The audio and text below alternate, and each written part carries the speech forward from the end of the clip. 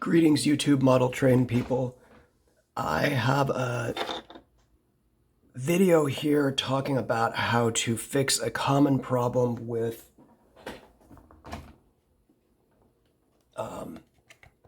Life-Like Proto series locomotives. Many different models have the same issue. The problem has to do with you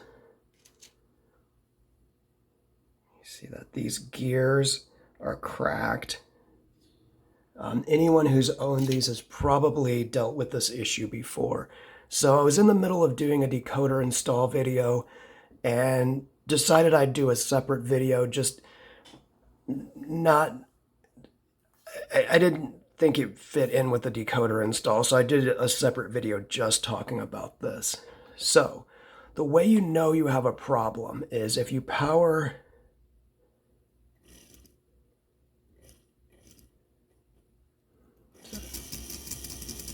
if you can hear, I'm going to zoom in here on this back so you can see what's going on.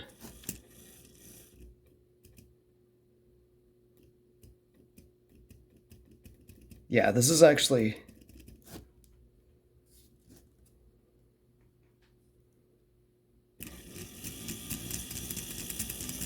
If you can hear that and see how this gear is jumping,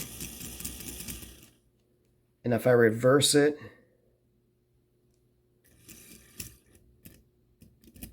it's actually just straight up locking up.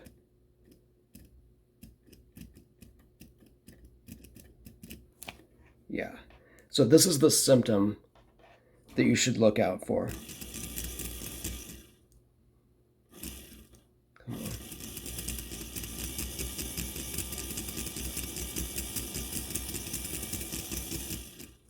I'll reverse it the other way. Yeah, it's really bad that direction. Okay, so here's what you have to do to fix it. First you have to take this cover off here. Now there are 4 clips here and here to take that off. Take a small screwdriver and pry up underneath here. It's hard to do this and show you on camera, but the other side. And then the back.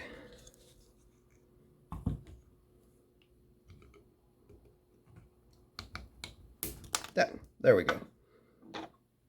Now, these just pull out. Okay, so let me get that as close to the camera as I can. You can see the crack here. You'll really see it if you flex it like that. See how the crack gets bigger? Yeah, that's your problem. This one I think is okay. These just pull off of here. As such, these are both broken. Now, I have actually super glued these and had it last for a short amount of time, but they end up breaking again anyway. So what you need to fix it, I think you can get them from Life-Like as well, but you can also get this Athearn part. It comes with 6 of these, and that also works. Now I'll show you what I do here to put these back together. So basically you've got my camera here. Okay, so basically you've got to stick this on here. It's pretty difficult to get on there, so what I'll use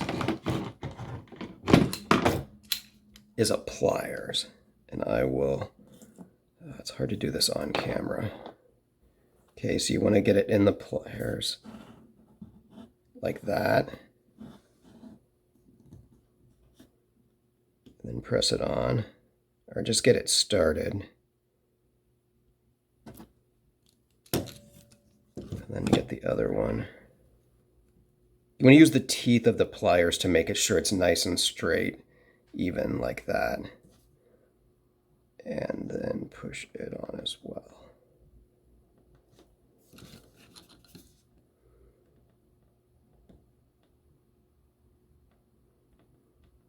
Okay, now it's going to be impossible. Here, I'll show you.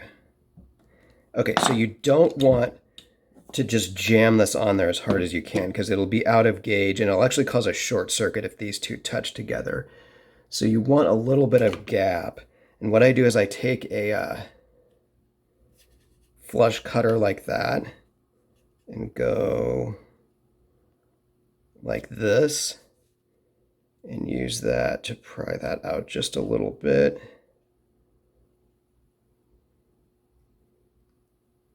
A little bit more. That might be a bit much. So I find the good gap in between here is if a piece of thick cardboard fits pretty easily.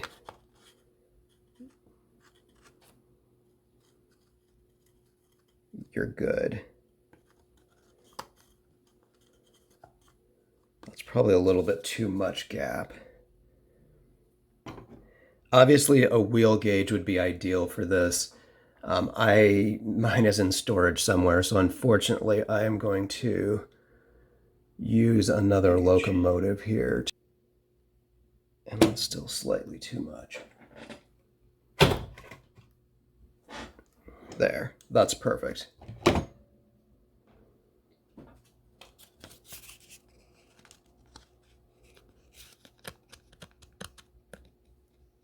There. Okay, now we'll repeat with the other one. So the key to doing this is you want to use the teeth of your pliers to make sure that this is as straight as such. Okay, so I've got those pretty well lined up. Then these just go back in the way they came out. And in order for that to fit down in there, you need to get the bearings squared. Okay, so when you got all that put back together, I like to put a tiny amount of grease. Here's what I'm using.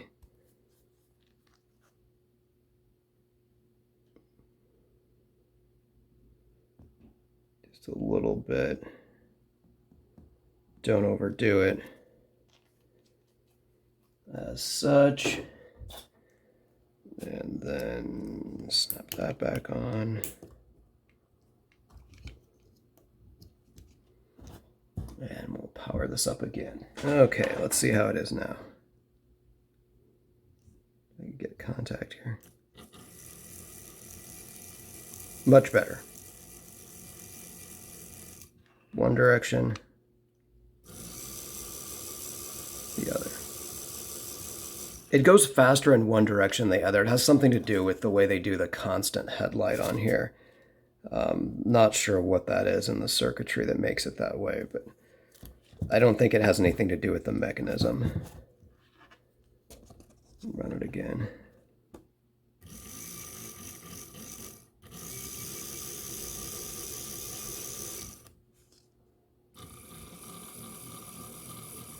Okay, fixed.